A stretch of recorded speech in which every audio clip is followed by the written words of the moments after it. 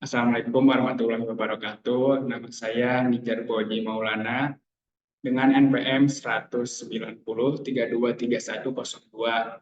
Di sini saya akan menganalisis percampuran dua bahasa di media sosial TikTok bagi mahasiswa di Bandung.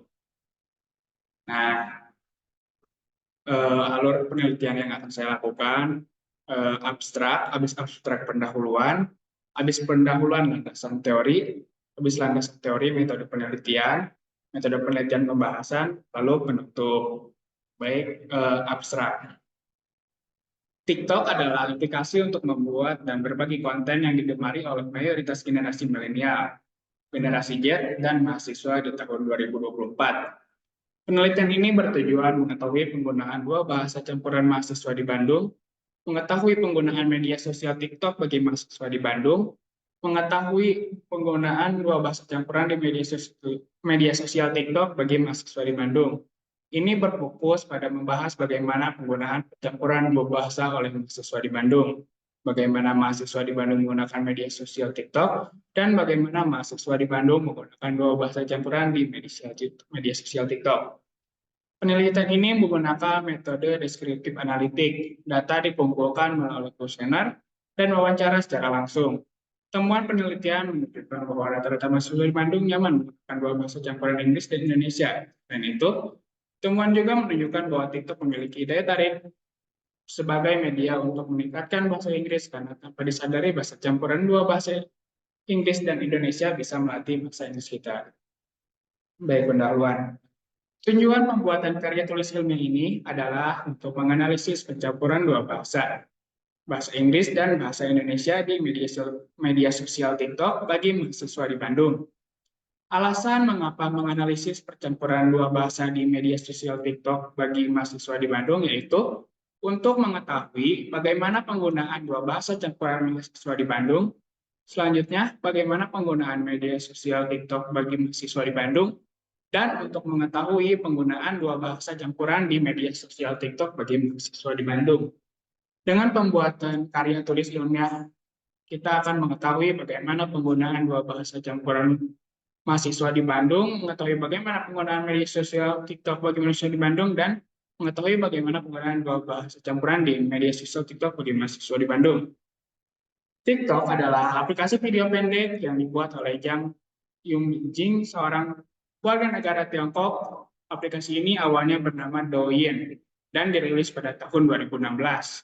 Dalam waktu 1 tahun, Douyin telah memiliki 100 juta pengguna dan 1 miliar tayangan video setiap hari.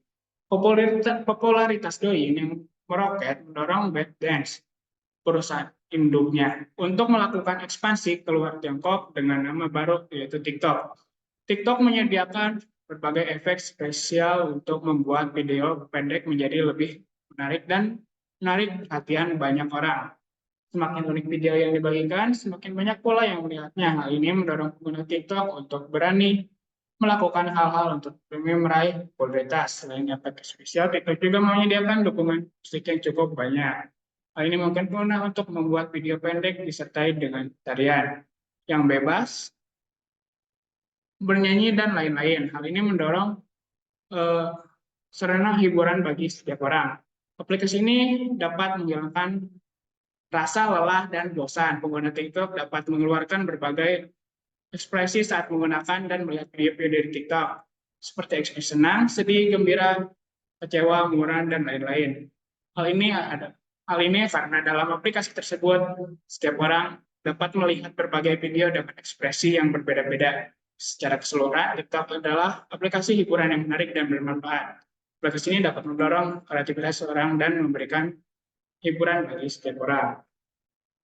Baik, untuk rumusan masalah dari karya tulis ilmiah saya, bagaimana penggunaan campuran dua bahasa oleh mahasiswa Bandung, bagaimana mahasiswa di Bandung menggunakan media sosial TikTok, bagaimana mahasiswa di Bandung menggunakan dua bahasa campuran di media sosial TikTok. Dan tujuannya, mengetahui penggunaan dua bahasa campuran mahasiswa di Bandung, mengetahui penggunaan media sosial TikTok bagi mahasiswa di Bandung, terus mengetahui penggunaan bahasa campuran di media sosial TikTok bagi mahasiswa di Bandung. Berikutnya ada landasan teori. Nah, mahasiswa itu termasuk ke dalam generasi Z. Generasi Z adalah generasi yang lahir dalam rentang tahun 1995 sampai dengan tahun 2012. Nah, untuk zaman sekarang berarti kan 2024 berarti kelahiran rata-rata 2005 berarti termasuk ke dalam generasi Z. Terus untuk bahasanya, menurut Kamus Besar Bahasa Indonesia atau KBBI, media sosial diartikan sebagai platform atau aplikasi yang memfasilitasi pengguna untuk menciptakan, membagikan konten atau terlibat dalam komunitas daring. Metode penelitian yang saya pakai adalah metode descriptive analytic. Menurut Sugiono, yaitu metode descriptive analytic, yaitu metode yang berfungsi untuk mendeskripsikan atau memberikan gambaran suatu objek yang diteliti melalui data atau sampel yang telah dikumpulkan sebagaimana adanya tanpa melakukan analisis, membuat kesimpulan yang berlaku untuk umum. Terus, selain descriptive analytics, saya memakai kuesioner juga. Kuesioner itu adalah teknik pengumpulan data yang digunakan dalam penelitian. Adalah menggunakan kuesioner. Menurut Sugiono, angket atau kuesioner merupakan teknik pengumpulan data yang dilakukan dengan cara memberikan seperangkat pertanyaan atau pernyataan tertulis kepada responden untuk dijawab. Selanjutnya, pembahasan. Nah, dalam pembahasan, dalam kuesioner saya memberikan sekitar 7-8 pertanyaan. Nah, ada gambar yang menunjukkan salah satu pertanyaan saya, yaitu apakah bahasa campuran menggunakan bahasa Inggris. Saya menanyakan itu dan hasilnya yaitu sekitar 22,2% sangat setuju, 37% setuju, 18,5% cukup setuju, 18,5% tidak setuju, dan 3,8% sangat tidak setuju. Nah, berarti rata-rata bahwa mahasiswa yang di Bandung itu rata-rata menggunakan bahasa campuran yaitu bahasa Inggris. Terus alasan kenapa bahasa campuran mereka menggunakan bahasa Inggris, karena bahasa Inggris merupakan bahasa internasional yang dipakai di mana saja. Selain itu ada alasan lain, yaitu karena rata-rata konten kreator yang ada di TikTok itu menggunakan bahasa campuran, dan bahasa campurannya itu adalah bahasa Inggris. Jadi terbawa sampai ke kehidupan aslinya. Selanjutnya ada pertanyaan yang menunjukkan apakah kamu sering mendengarkan kata-kata campuran bahasa Inggris di media sosial TikTok? Terus rata-rata 40% itu menjawab sering, 53,3% itu menjawab pernah, 6,7% cukup pernah, dan 0% tidak pernah, dan 0% juga sangat tidak pernah. Nah, berarti seperti yang saya simpulkan yang tadi, rata-rata konten kreator itu pasti menggunakan bahasa campuran yang berbahasa Inggris, seperti jawaban-jawaban dari teman-teman saya berikut itu.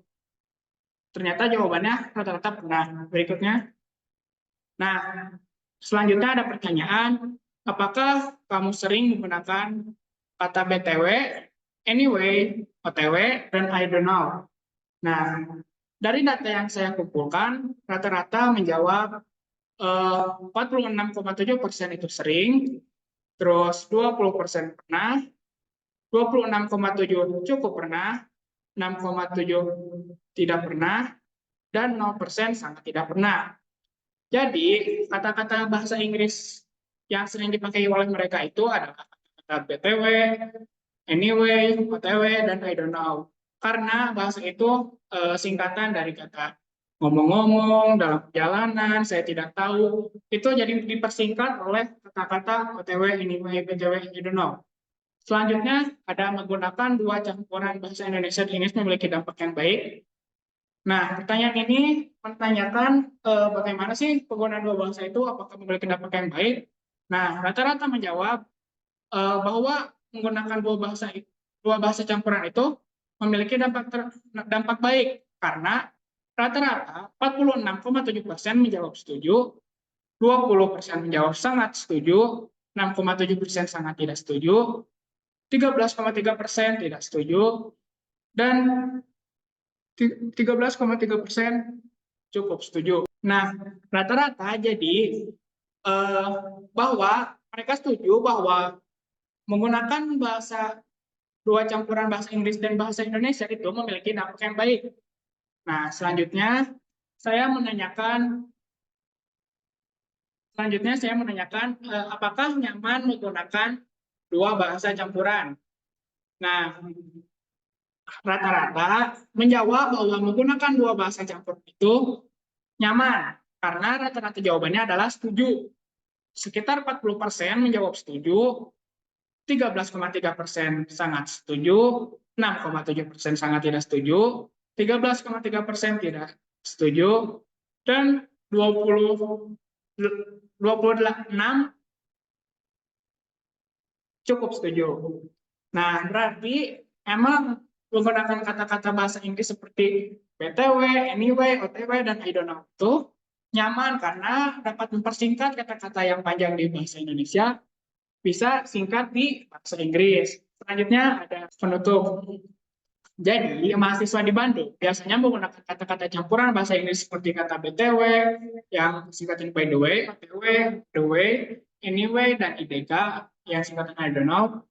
Kata-kata bahasa Inggris tersebut memiliki arti yaitu ngomong-ngomong atau by the way, dalam perjalanan the way, anyway, bagaimanapun, saya tidak tahu, I don't know.